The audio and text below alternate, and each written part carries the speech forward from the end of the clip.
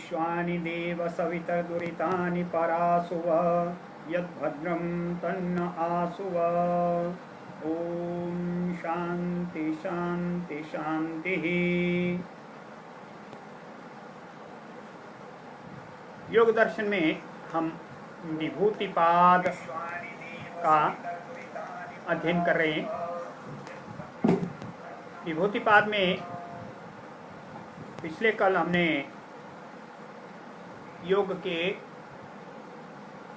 3 अंगों का अध्ययन किया, उसके बारे में विचार किया। धारणा, ध्यान, समाधि, तीनों का एकत्र एक ही स्थान पर उपयोग वो संयम से प्रज्ञा का आलोक होता है, हमारी बुद्धि आलोकित होती है। उसका योग की भूमियों में, योग की भूमिकाओं में, योग के जो स्तर हैं उनमें विनियोग करना, ये बताया। इसके भाष्यकार, व्याख्याकार बताते हैं भूमियों में जब प्रज्ञा आलोक का विनियोग करते हैं तो वो आगे के स्तरों को हमें बताते जाते हैं। उससे हमें आगे के मार्ग मालूम होते रहते हैं। अगली भूमिका में हम आ जाते हैं। उसको बढ़ने के लिए एक मार्गदर्शक है वो। जैसे जननी व ऐसे बताया, जैसे माता है वो आगे बढ़ाती रहती है, वैसे वो हमें आगे बढ़ाती है।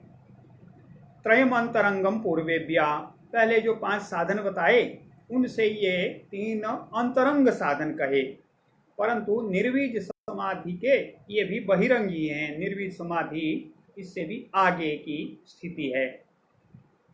उसके पश्चात हमने परिणाम के बारे में चर्चा की। चित्त के 3 प्रकार के परिणाम बताए। व्युत्थान से निरोध की ओर जाना, ये पहला परिणाम है, निरोध परिणाम। इसमें व्युत्थान के संस्कार दब जाते हैं, निरोध के संस्कार उभर जाते हैं। उसके कारण से एक शांत स्थिति आती है और वो शांत स्थिति बनी रहती है। उसके कारण से चित्त में ये निरोध चित्त कहलाता है। निरुद्ध चित्त में सर्वार्थता और एकाग्रता के परिणाम होते हैं। निरुद्ध चित्त सभी विषय उसमें प्रकट हो जाते हैं, पर एकाग्र चित्त उसे एक ही दिशा में, एक मुख एकाग्र करना, ये अगला लक्ष्य रहता है समाधि का। तो समाधि परिणाम जब चित्त का होता है, समाधि स्थिति आती है, उसमें सर्वार्थता के संस्कार वो धीरे धीरे हट जाते हैं, उनका क्षय हो जाता है, एकाग्रता के संस्कारों का उदय होता है। उसके पश्चात एकाग्रता चित्त की आती है। उस ओर को जब हम बढ़ते हैं, समाधि से एकाग्रता की ओर बढ़ते हैं, तो तुल्य प्रत्यय पैदा होते हैं। हमारे एक समान उत्थान, एकाग्रता के जो संस्कार हैं वो जागते हैं, वो उठते हैं, शांत होते हैं, फिर उठते हैं, शांत होते हैं, फिर उठते हैं, शांत होते हैं। जैसे लहरें आती हैं, एक आती है, दूसरी आती है, तीसरी आती हैं, तो वो शांत होती जाती, शांत होती जाती हैं। तुल्य प्रत्यय कहा, ये चित्त का एकाग्रता परिणाम है। ऐसे ही भूतों में, इंद्रियों में, भूतों में ना 5 महाभूतों में और इंद्रियों में जो परिणाम होते हैं वो धर्म परिणाम, लक्षण परिणाम, अवस्था परिणाम, ऐसे 3 प्रकार के परिणाम की हमने चर्चा की। और जो लक्षणों में एक जैसा बना रहता है वो धर्मी कहलाता है। ये एक जैसा बना रहता है, जैसे सोना है, उसमें जब उसकी सोने की डली है तब भी वो सोना है, जब उसकी छड़ बन गई, शलाका बन गई, तब भी वो सोना है, जब उसका कुंडल बन गया तब भी वो सोना है। तो वो धर्मी रहता ही है, पर उसके धर्म बदलते रहते हैं। कभी वो डली के रूप में, कभी वो सलाई के रूप में, कभी वो कुंडल के रूप में। ने कहा कर्मान्यत्व परिणामान्यत्व हेतु। हमें अन्य अन्य परिणाम दिखते हैं एक ही विषय के, तो उसमें क्या कारण है, तो उसमें क्रम का थोड़ा थोड़ा बदलना ये हेतु रहता है। अब विभूतियों की चर्चा कल आरंभ की। परिणाम त्रय संयमाद अतीतानागत ज्ञानम। यदि तीनों प्रकार के परिणाम में हम संयम करते हैं तो अतीत और अनागत का ज्ञान होता है। धर्म परिणाम, लक्षण परिणाम और अवस्था परिणाम में हम संयम करते हैं तो वस्तुओं के, इंद्रियों के और सभी प्रकार के भूतकालिक और भविष्य काल का ज्ञान हो जाता है। वो ज्ञान क्या, उसमें अगला अगला सूत्र कहा, सर्वभूतरुत ज्ञानम। पूरा सूत्र एक बार पढ़ते हैं। शब्दार्थ प्रत्ययानाम इतरेतराध्यासात् संकरस्तत्प्रविभाग संयमात् सर्वभूतरुत ज्ञानम। इसका सभी प्राणियों के शब्दों का ज्ञान हो जाता है, वो क्या बोल रहे हैं इसका ज्ञान हो जाता है। सब प्राणियों की भाषा, उनकी रुत, उनकी बोली, वो क्या बोलते हैं ये हमें समझ में आ जाता है। कैसे समझ में आ जाता है, तो कहा शब्द अर्थ प्रत्यय, ये तीन बातें कही। शब्द है, जैसे शब्द है गौ, गौ शब्द है, उसका एक अर्थ रहता है निश्चित। अर्थ क्या है, तो गौ ऐसी होती है, उसके दो सींग हैं, गलकम्बल है, पूंछ है, ककुद है, पैर हैं, थन है, ये सारा गौ, उसका ये अर्थ हो गया। उसके पश्चात उसका एक प्रत्यय, उसका दिमाग में एक छवि अंकित हो जाती है। तब हम बिना उसको देखे भी जब गौ बोलते हैं तो हमारे सामने एक चित्र आ जाता है दिमाग में, गौ को देखे बिना भी। तो ये प्रत्यय है, उसकी एक अर्थ का ज्ञान हो जाता है, एक ज्ञान हो जाता है। ऐसे शब्द, उसका अर्थ और उसकी प्रतीति, इसका एक छवि बनना प्रत्यय। तो कहते हैं ये इतरेतराध्यासा संकरः, ये एक दूसरे के साथ में मिले हुए हैं। जब गाय बोला तो उसका एक चित्र भी हमारे सामने आ जाता है।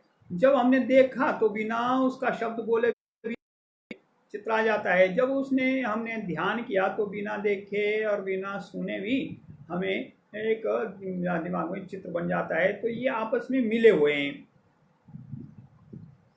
शब्द, अर्थ और ज्ञान। तब कहा तत्प्रविभाग संयमात, यदि उनके विभाग में संयम करें। वो कैसे हैं, शब्द क्या है, उसका अर्थ क्या है, उसका ज्ञान क्या है, यदि उसके विभाग में हम संयम करते हैं तो सब प्राणियों की वाणी का ज्ञान हो जाता है। कैसे ज्ञान होता है, योगी जानते हैं और आप तो नहीं जानते। अगला सूत्र बताता है, संस्कार साक्षात्करणात् पूर्व जाति ज्ञानम। संयम द्वारा संस्कारों का साक्षात कर लेने से तो पूर्व जन्म का पूर्व जाति ज्ञान हो जाता है। पहले क्या था, तो कैसे हो जाता है, जब हम कोई भी कर्म करते हैं तो उसका एक संस्कार हमारे चित्त पे हो जाता है। उन संस्कारों के बारे में जब हम साक्षात करते हैं, वहाँ संयम करते हैं योग के द्वारा, तो पहले जन्मों का ज्ञान हो जाता है। इस जन्म का ज्ञान सामान्य लोगों को भी हो जाता है। थोड़ा हम ध्यान करते हैं, अच्छा वो ये चीज़ हमने कहाँ देखी थी, ये वस्तु हमने कहाँ देखी थी, या अमुक व्यक्ति हो ये तो देखा हुआ लगता है, ये हमने कहाँ देखा था।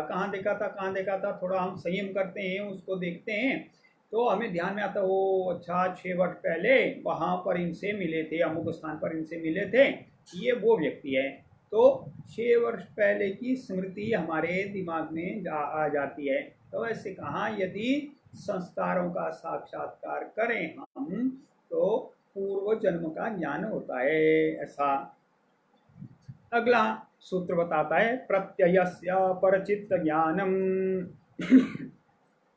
यदि दूसरे के चित्त में जो प्रत्यय उभरा है, प्रत्यय बना है, जो सभी प्रकार के ज्ञान इंद्रियों द्वारा चित्त में आता है, पर उस ज्ञान का एक प्रत्यय होता है, एक उसकी छवि बनती है। यदि हम उस छवि पर, उस प्रत्यय पर संयम करते हैं तो दूसरे के चित्त में क्या प्रत्यय है, वो अभी क्या सोच रहे हैं, या उनके चित्त में किस प्रकार की छवि है, उनका चिंतन कैसा चल रहा है, तस्य ज्ञानम भवति, उसका ज्ञान हो जाता है। परचित्त ज्ञानम, उसके चित्त में क्या चल रहा है ये हमें ज्ञान होता है। उसके बाद में एक और सूत्र इससे संबंधित बताया, महत्वपूर्ण है। न च तत्सालंबनम तस्या विषयीभूतत्वात्, वो ज्ञान आलंबन सहित नहीं होता है। आलंबन सहित नहीं होता है, क्या अर्थ? ये जो चित्त है वो चित्त में क्या परिणाम हो रहा है, इसमें में वो चित्त किस अवस्था में है, या वो चित्त निरुद्ध चित्त है, वो चित्त समाहित समाधि चित्त है, या वो एकाग्र है, ये सब ज्ञान नहीं होता हमें। क्यों? हम तो प्रत्यय तक संयम कर सकते हैं, उसके चित्त में संयम करने की हमारी स्थिति नहीं है, इसलिए उसके बारे में ज्ञान नहीं होता है। अगले सूत्र में कहा काय रूप संयमा तद्ग्राह्य शक्ति स्तंभे चक्षु प्रकाशा संप्रयोगे अंतर्धानम। काय रूप संयमात, हमारी काया में, काया के रूप में संयम करने से, काय शब्द संस्कृत में पुल्लिंग शब्द, तो वहां पर संयम करने से, उसकी ग्राह्य शक्ति का स्तंभन करने से, और ग्राह्य शक्ति स्तंभे और चक्षु प्रकाश के असंप्रयोग से, उसके आँखों के साथ में उसके प्रकाश का संयोग ना होने से, तो अंतर्धान होता है। क्या कहा? जब हम किसी वस्तु को देखते हैं तो क्या देखते हैं? बिल्कुल धूप अंधेरा हो तो हमें वो वस्तु दिखाई नहीं देती है। इसका अर्थ है कोई प्रकाश ऐसा रहता है जिससे हम उस वस्तु को देखते हैं। जब प्रकाश रहता है तो हमें सब कुछ दिखाई दे जाता है, ऐसा नहीं है। उस वस्तु का भी एक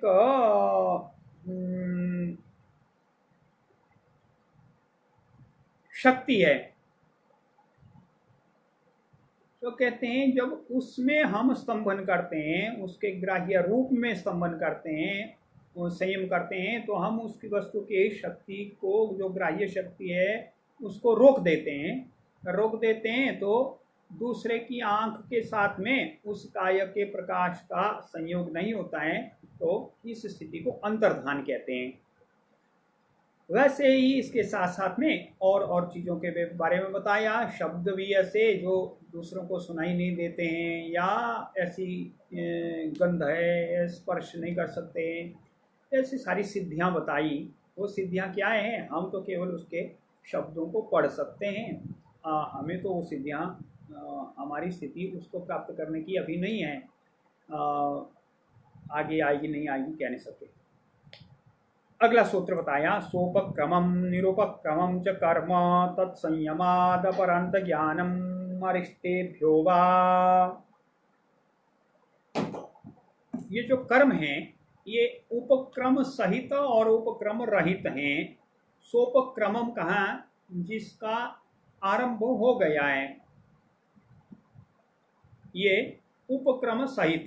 निरुपक्रम जो उपक्रम से रहित हैं, जिनका फल भोग अभी आरंभ नहीं हुआ है, वो हमारे कर्म हैं, परंतु उनका भोग अभी आरंभ नहीं हुआ है, वो निरुपक्रम है, उनका उपक्रम ही नहीं हुआ है, वो सोए पड़े हुए हैं।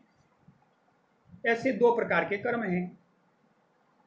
जिनके फलों का आरंभ हो गया है, वर्तमान में जो हम जी रहे हैं, कर रहे हैं, और जिनके फलों का आरंभ नहीं हुआ है, ऐसे निरुपक्रम कर्म है। उनमें संयम करने से अपरंत ज्ञानम, कब तक हमारा जीवन है, मृत्यु कब होगी, इसका ज्ञान हो जाता है। क्यों?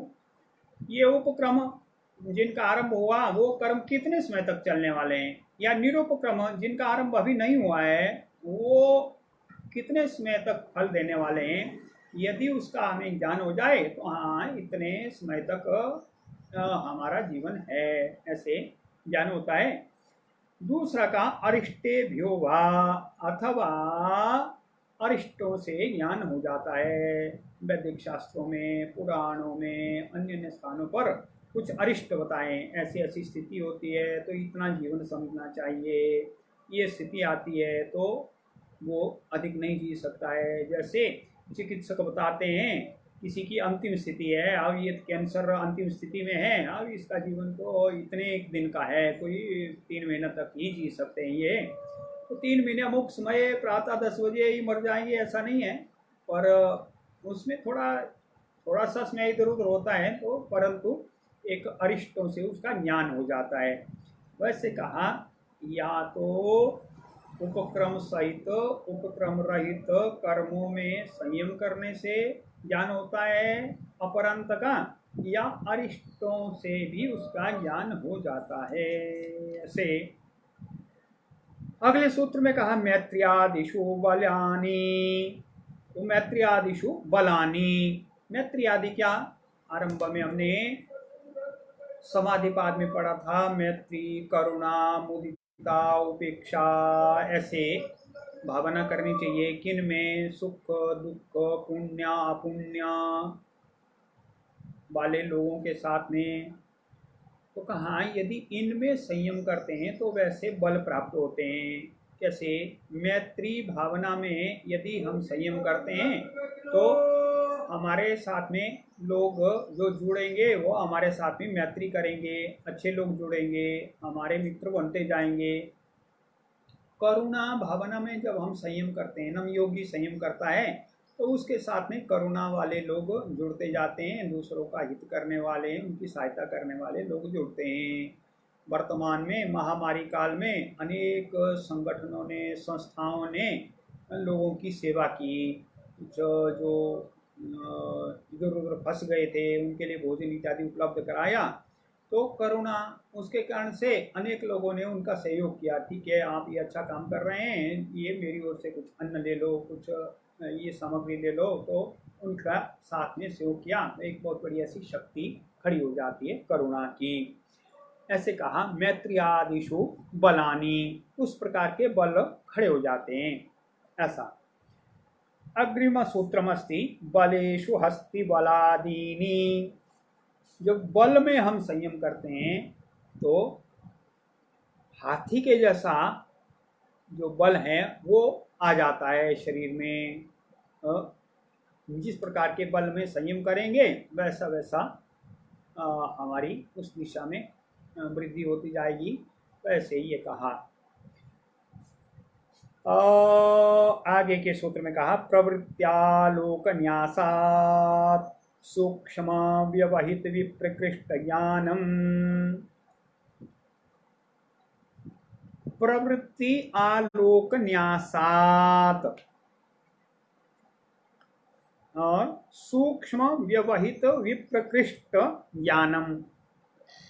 हमें वस्तुएं कुछ तो साफ साफ सामने दिखाई देती हैं, पर कुछ वस्तुएं होती हैं हमें दिखती नहीं।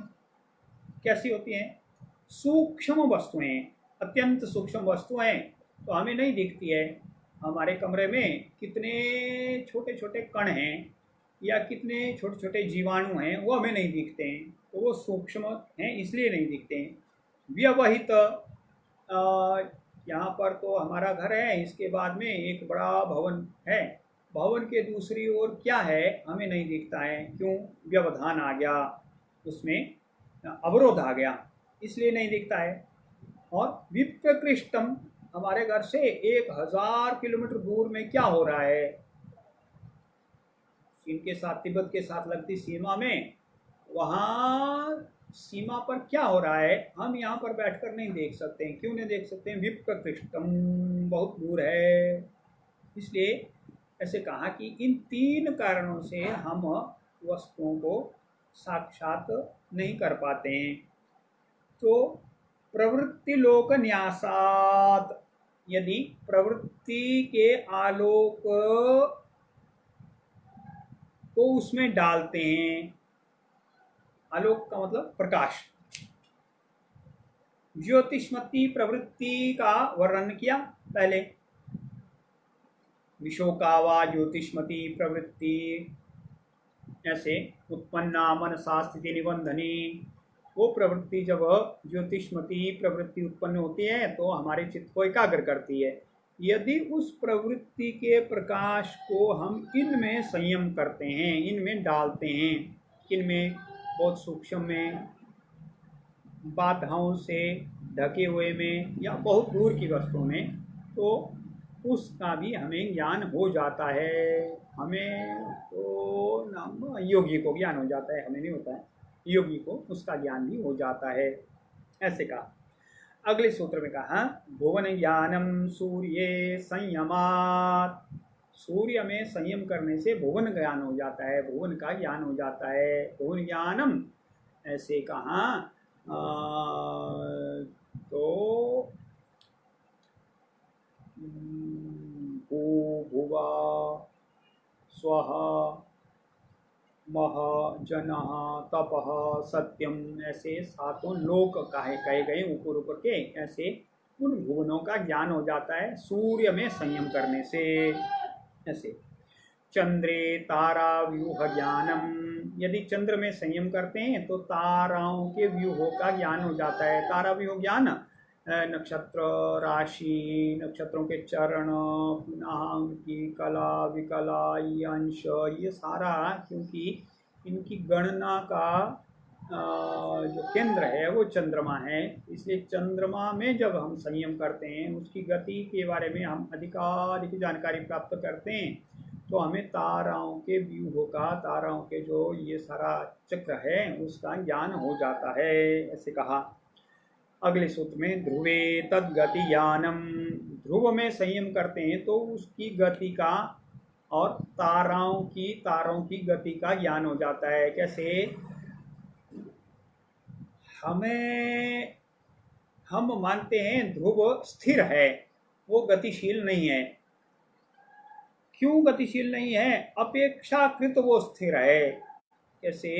ये जो पृथ्वी है, ये जो चंद्रमा है, वो हमारी पृथ्वी की परिक्रमा करता है। पृथ्वी चंद्रमा के सहित सूर्य की परिक्रमा करती है। सूर्य अपने सौर मंडल के साथ में रहते हुए ध्रुव की परिक्रमा करता है। हमारी दृष्टि से तो सूर्य स्थिर है, परंतु सूर्य भी ध्रुव की परिक्रमा करता है अपने सौर परिवार के साथ में। तो जब हम ध्रुव पर संयम करते हैं तो तारों की गति का ज्ञान हो जाता है। ऐसे कहा। अभी तक बाहर के बारे में बताया, अब अंदर के बारे में, शरीर के बारे में भी बता रहे हैं। नाभि चक्रे काय व्यूह ज्ञानम, यदि नाभि चक्र में हम संयम करते हैं तो हमारे शरीर की जो रचना है उसके बारे में हमें ज्ञान हो जाता है, शरीर की जानकारी हो जाती है। अनेक बार देखते हैं कोई व्यक्ति बीमार हो गया, उसके बारे में पता ही नहीं लगता है, पेट खराब हो गया, पेट ठीक नहीं हो रहा है, बहुत सारे उपचार कराए तो कोई बताते हैं इसकी तो नाभि हिल गई, उसको ठीक स्थान पर बिठाओ तो ये ठीक हो जाएंगे।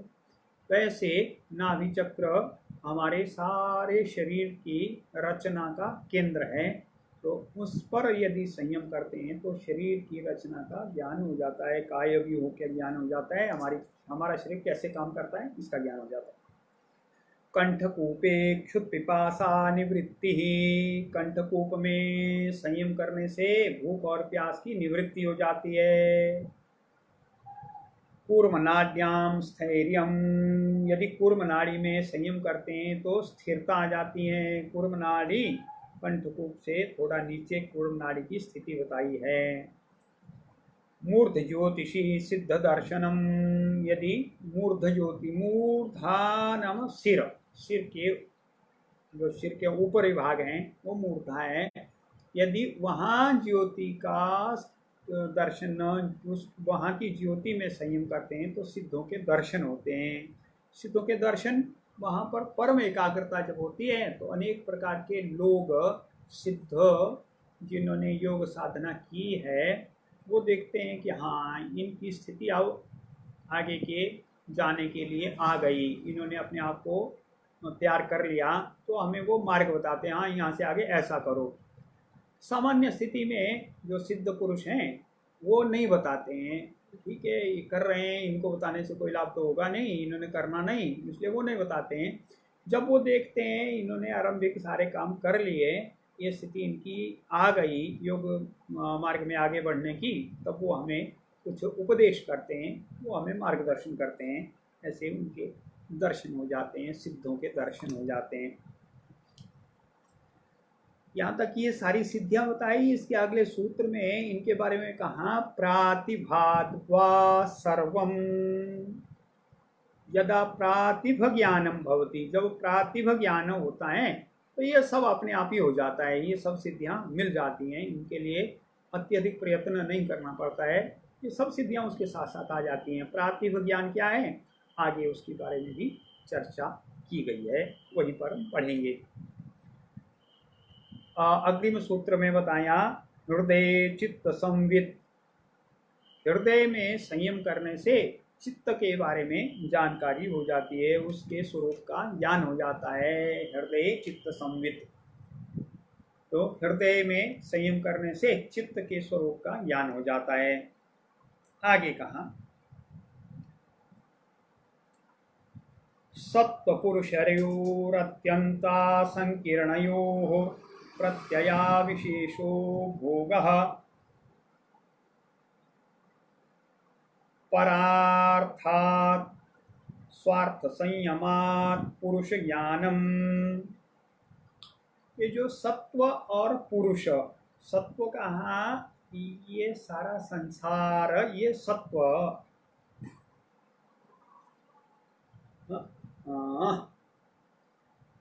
सारा संसार सत्व नहीं, सारा संसार तो ग्राह्य। सत्व कहा चित्त को, बुद्धि को, ये जो बुद्धि है ये चित्त है, ये सत्व है, और पुरुष है पर आत्मा, हमारा आत्मा तो अपने आप में निर्लिप्त है, तो जो निर्लिप्त आत्मा है वो सत्व के साथ में मिला हुआ रहता है, उनकी अत्यंत संकीर्णता है, अत्यंत वो चिपके हुए हैं, साथ साथ लगे हुए हैं, जैसे हमारा चमड़ी और हमारा बाकी शरीर है, तो ऐसे वो अत्यंत संकीर्ण है, अत्यंत मिले हुए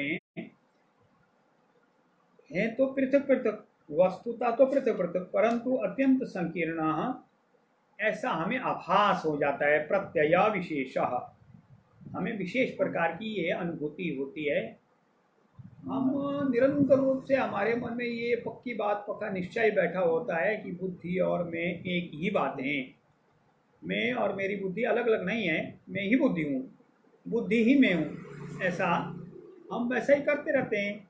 सामान्य व्यवहार भी हम करते हैं, मैं जा रहा हूँ, मैं पढ़ रहा हूँ, मुझे समझ में आ गया, मैंने समझा, मुझे समझ में आ गया, मैंने समझा मैंने जाना, तो ऐसा हम कहते हैं। तो सत्व और पुरुष की अत्यंत संकीर्णता का निश्चय हमारे अंदर बैठा हुआ है, उसका नाम भोग है, वही भोग है, परंतु वो परार्थात, परार्थात, ये बुद्धि ये अन्य के लिए है, अपने लिए नहीं है। बुद्धि, बुद्धि तो आत्मा के लिए है, पुरुष के लिए है, इसलिए ये अन्य के लिए है।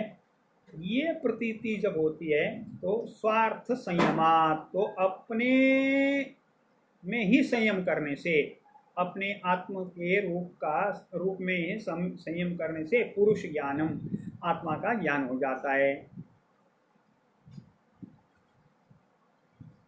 तो आत्मा का ज्ञान हो जाता है, उससे क्या मालूम होता है, आत्मा के ज्ञान होने से क्या, पुरुष ज्ञान जब हो जाता है तो कहा उसने ततः प्रातिभ श्रावण वेदना दर्शास्वाद वार्ता जायन्ते उस पुरुष ज्ञान से प्रातिभ ज्ञान होता है।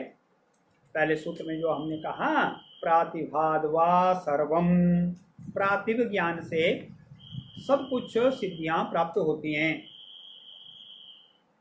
तो प्रातिभ ज्ञान से सभी प्रकार की सिद्धियां प्राप्त होती हैं। वो प्रातिभ ज्ञान कब होता है? जब सत्व और पुरुष के पृथक पृथक हमें अनुभूति होती है तो पुरुष ज्ञान प्राप्त होता है। उस पुरुष ज्ञान नाम आत्मा के अपने आप के बारे में ज्ञान होता है, तो प्रातिभ ज्ञान उससे पैदा होता है हमारे चित्त में। उस प्रातिभ ज्ञान के बारे में उसका स्वरूप बताया। वो प्रातिभ श्रावण, प्रातिभ वेदना, प्रातिभ आदर्श, प्रातिभ स्वाद, आस्वाद, प्रातिभ वार्ता, ऐसे 5 प्रकार के इसमें सिद्धियां बताई। तो कैसे? प्रातिभ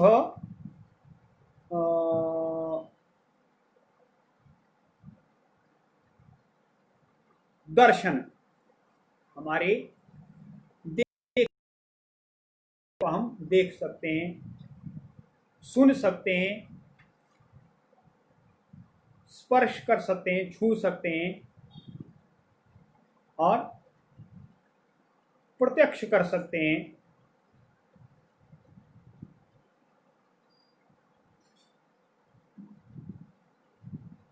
उसका स्वाद, दिव्य स्वाद भी हमें मिल जाता है और दिव्य गंध का भी अनुभूति हो जाती है। ऐसे प्रातिभ ज्ञान हो जाता है 5 प्रकार का।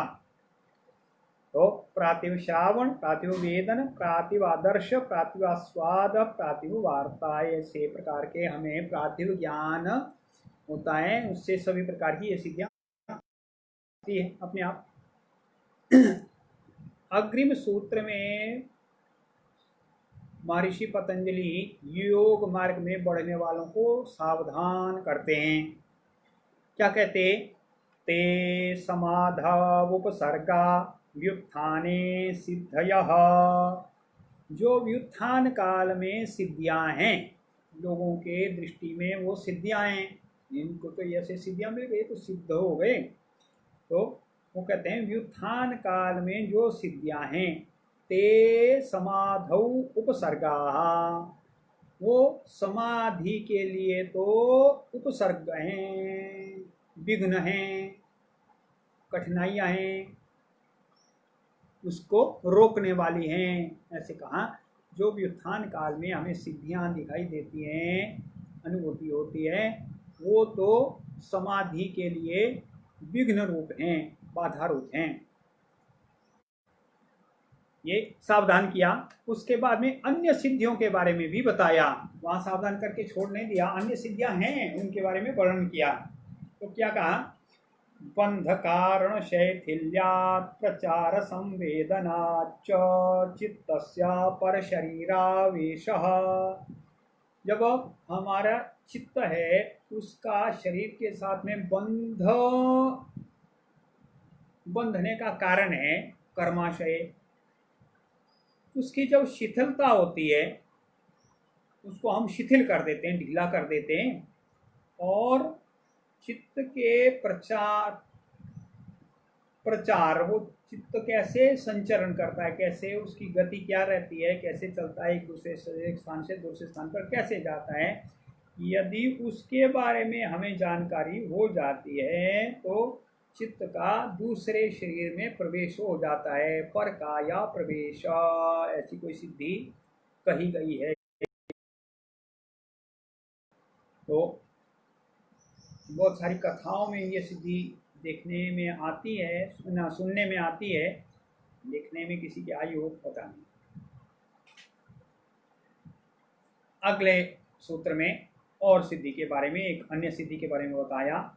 उदान जया जल पंक कंटका दिश्वासंगः उत्क्रांतिश्च। ये हमारे प्राण को 5 भागों में काम करने वाला बताया है। प्राण एक ही है, पर वो 5 हमारे शरीर के 5 भागों में 5 प्रकार के काम करता है। इसलिए उसके उस विभाग में काम करने के कारण से, कार्य करने के कारण से अलग अलग नाम दिए गए हैं। कैसे?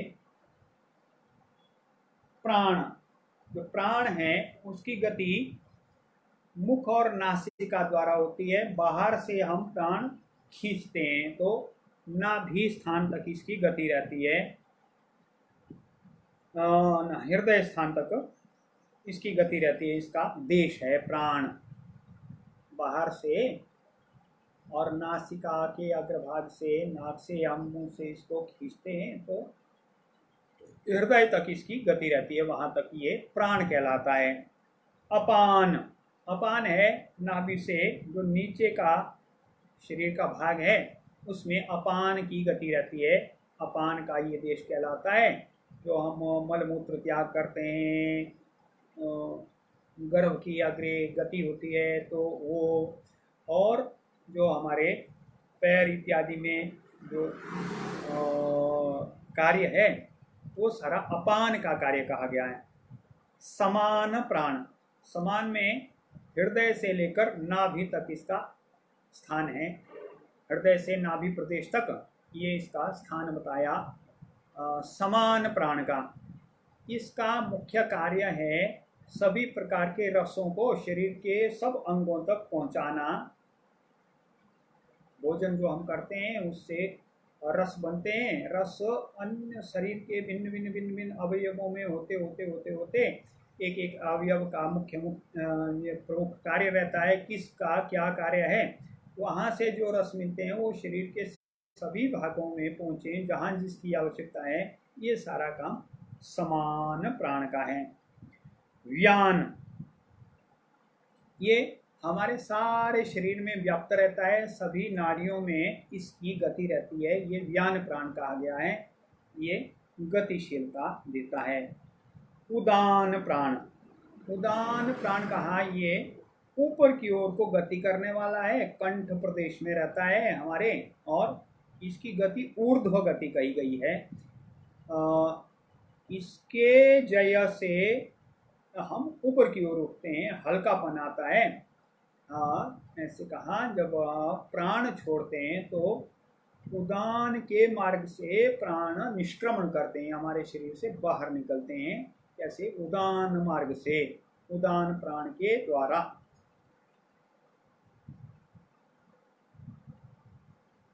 तो सूत्रकार ने बताया उदान जयात, यदि उदान प्राण में हमारी जय होती है, उसको हम जीत लेते हैं, वहां पर हम संयम करते हैं, वो हमारे अनुसार वो उदान प्राण काम करना शुरू कर देता है। तो क्या हो जाता है? जल पंक कंट का दिश्व संग, पानी में, कीचड़ में, कांटों में असंग हो जाता है, वो हमें चिपकते नहीं है, हम उनसे ऊपर उठ जाते हैं। क्यों? हल्का हो जाते हैं। और उत्क्रांति, और ऊपर उठना हो जाता है। ऐसे उदान जय का ये फल बताया। आगे समान प्राण जय का अगला फल बताया। समान जयात ज्वलनम, समान जयात ज्वलनम, ज्वलन होता है। ज्वलन होता है तो आग लग जाती है, ऐसा नहीं है ज्वलन का अर्थ।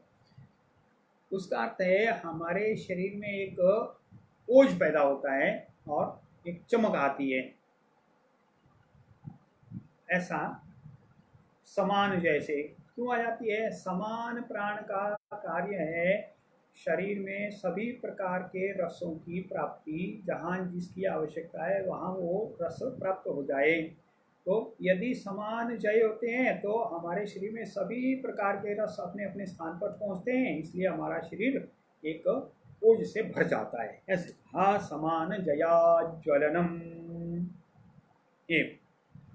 अग्रिमं सूत्रं वदति श्रोत्राकाशयो संबंध संयमा दिव्यं श्रोत्रम। श्रोत्र और आकाश के संबंध में संयम करने से हमारा श्रोत्र दिव्य हो जाता है, दिव्य सुनाई देता है, दिव्य शब्दों को सुनने की क्षमता आती है, तो दिव्य श्रोत्र हो जाता है। कैसे? जो श्रोत्र इंद्रिया और आकाश के संबंध में संयम करने से। अग्रिम सूत्रम वदति कायाकाशयो भूतूल समापत्तेश्चाकाश गमनम। काय और आकाश के संबंध में संयम करते हैं, शरीर और आकाश के संबंध में संयम करते हैं तो शरीर में हल्कापन आ जाता है और रुई के जैसे हल्के हो जाते हैं, आकाश गमन की स्थिति आती है, आकाश गमन हो जाता है योगी का। अग्रिम सूत्र कुछ विशेष हमें बताता है। वहिराकल्पिता वृत्तिर्महाविदेहा ततः प्रकाशा वर्णक्षयः। चित्त को जब हम अंदर एक देश में उसकी धारणा करते हैं तो वो आंतरिक धारणा है, यदि बहिर्देश में उसकी धारणा करते हैं तो वो बाहर, बाहर नाम शरीर के बाहर उसकी धारणा, किसी देश में हम किसी स्थान पे ये धारणा करते हैं तो वो शरीर के बाहर की वृत्ति है, मन की स्थिति है, वो विदेह धारणा है। यदि केवल भावना मात्र से वो विदेह धारणा रहती है तो वही कल्पिता वृत्ति है, वो कल्पना मात्र से वो बाहर धारणा की हमने चित्त की। यदि चित्त के सहित वो धारणा बाहर की तो वो अकल्पिता और महाविदेहा वृत्ति कहलाती है। उससे प्रकाश के आवरण का, हमारे प्रकाश पर जो पर्दा पड़ा हुआ है उसका क्षय हो जाता है, वो छिप जाता है, वो सूक्ष्म हो जाता है। ऐसे ये बहिराकल्पिता वृत्ति महाविदेहा। अग्रिम सूत्र में बताया स्थूल स्वरूप सूक्ष्मान्वयार्थवत्व संयमाद् भूत जयः।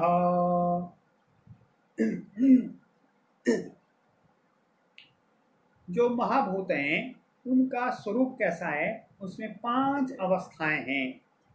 जैसे हम पृथ्वी, जल इत्यादि ऐसे महाभूतों को देखते हैं तो उनके अस्तित्व की 5 अवस्थाएं।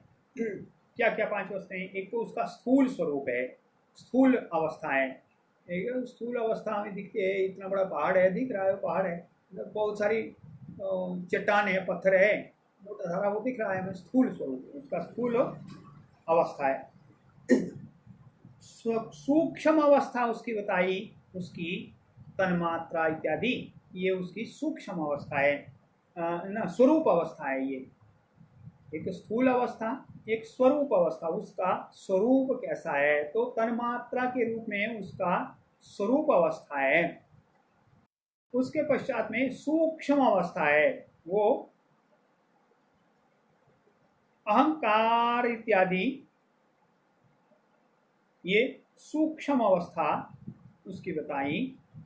उसके पश्चात में अन्वय अवस्था। अन्वय अवस्था, सभी भूत स्थूल भूत हैं वो अंततोगत्वा 3 गुणों के कारण से बने हुए हैं। इसमें तीनों गुण हैं, सत्व रजस तमस, ये तीनों गुणों का ही स्वरूप उसमें अवस्था है। इसलिए ये अन्वय अवस्था किन से बने हैं और अर्थवत्व, ये किस लिए हैं, इनका प्रयोजन क्या है। वैसे महाभूतों के बारे में उसकी स्थूल अवस्था क्या है, उसकी स्वरूप अवस्था क्या है, उसकी सूक्ष्म अवस्था क्या है, उसका अन्वय क्या है और वो किस लिए बने। यदि इसमें हम संयम करते हैं तो भूत जय, तो भूतों पर हमारा अधिकार होता है, ऐसे कहा। उस भूत जय से क्या फल है, फल के बारे में चर्चा भवति। ततो अणिमादि प्रादुर्भावः, उससे अणिमादि का प्रादुर्भाव होता है।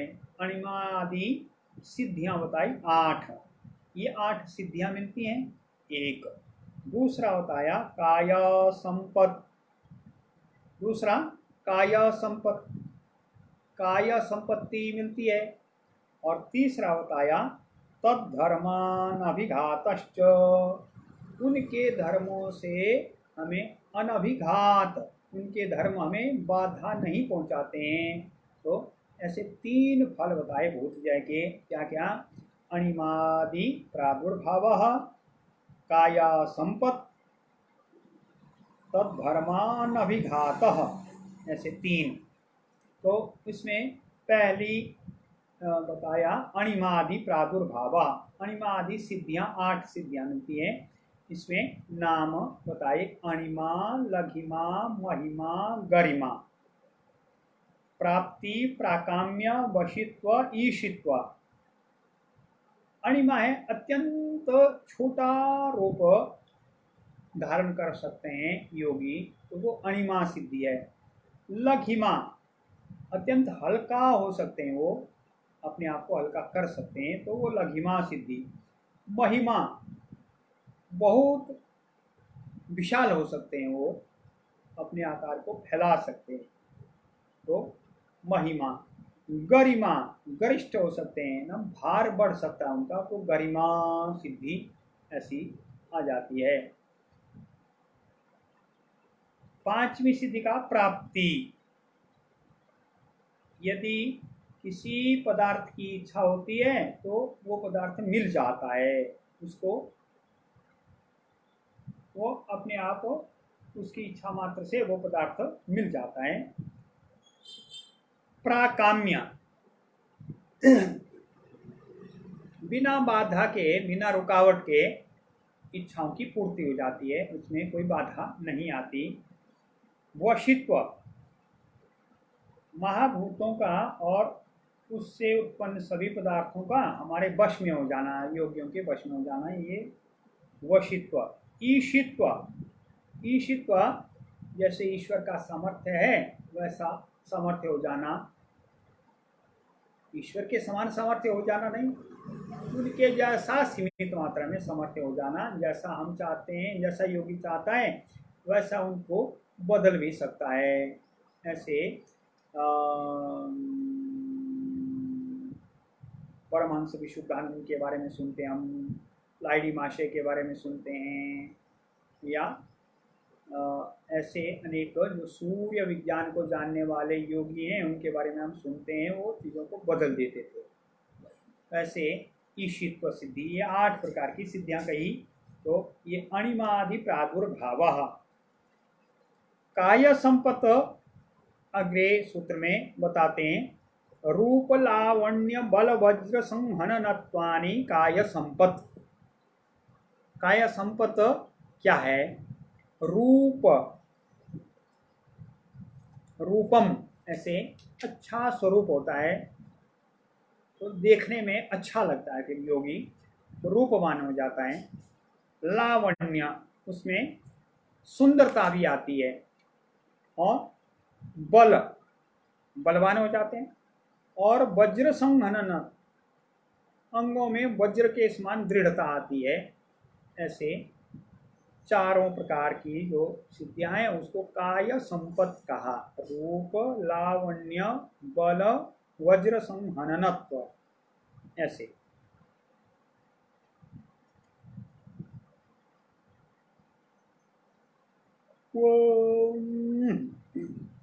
अग्रिम सूत्र भी इसी का वर्णन किया गया है उस सूत्र में। वो कहते हैं, ग्रहण स्वरूप अस्मिता अन्वयार्थवत्व संयमाद इंद्रिय जय। जैसे महाभूतों की 4 अवस्थाएं और उनका प्रयोजन ये बताया, वैसे ही इंद्रियों की भी 4 अवस्थाएं हैं, उनका प्रयोजन भी है। उनकी 4 अवस्थाएं कहती हैं, एक ग्रहण अवस्था। ग्रहण अवस्था जैसे हमारी आंख है, वो आंख देखती है, वो ग्रहण अवस्था स्थूल इंद्रिय है। स्वरूप अवस्था उसका, उसके मूल स्वरूप क्या है? वो मूल स्वरूप उसका तो पंच उसका स्वाभाविक स्वरूप है। ये जो हमें स्थूल इंद्रिय दिखाई देती हैं, इंद्रियां दिखाई देती हैं, उनका मूल स्वरूप एक हमारे चित्त में रहता है। जैसे कहते हैं दिमाग में उसका एक केंद्र रहता है, ऐसे मूल स्वरूप है। और उसकी अस्मिता मन सहित उसका सूक्ष्म रूप है, ये अस्मिता उनकी। इसके पश्चात कहा अन्वय, वो भी गुणों के एक उनका संघात है। सत्व रजस तमस गुणों से ही वो इंद्रियां भी बनी है, ये अन्वय है उसका। और अर्थवत्व, ये सभी इंद्रियां किसी और के उपयोग के लिए बनी है, हमारी आत्मा के उपयोग के लिए बनी है, ये उसका अर्थवत्व। इसलिए कहा ग्रहण स्वरूप अस्मिता अन्वय अर्थवत्व।